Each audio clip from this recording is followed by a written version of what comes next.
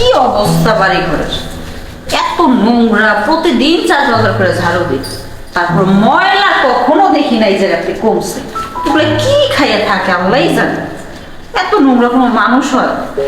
দুদিন পরে দেখবো বিয়া করলে পরে বউ থাকবে না, এরকম অবস্থা করে রাখলে মাইয়ের জীবন কাম করতে করতে শেষ হয়ে যাবো। মাইয়ের তো ঠেকা পড়ছে, নিজের বাপের দেখাইয়া মারটা কইরা হ্যাগো বাসায় কাম করবো, ও লাত্তি মেরে চলে যাবে।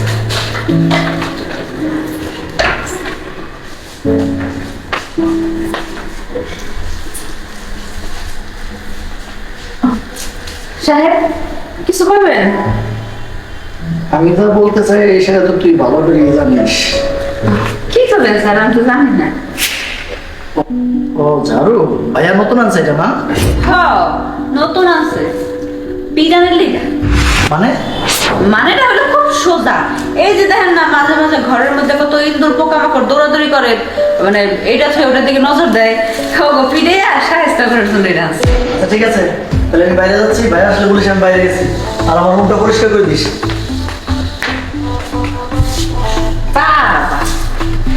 দারুর যে এত জাদু আছে সেটা তো আগে জানতাম না। এই জায়গায় রাখতেই সব চেঞ্জ হয়ে গেছে।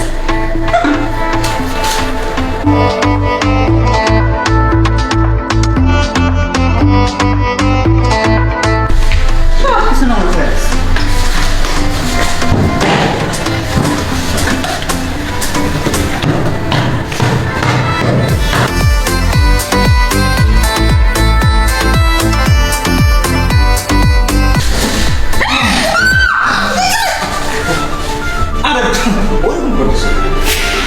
আপনার সমস্যা কি? হ্যাঁ আপনি এমন ধরা দিচ্ছেন কি লিগা?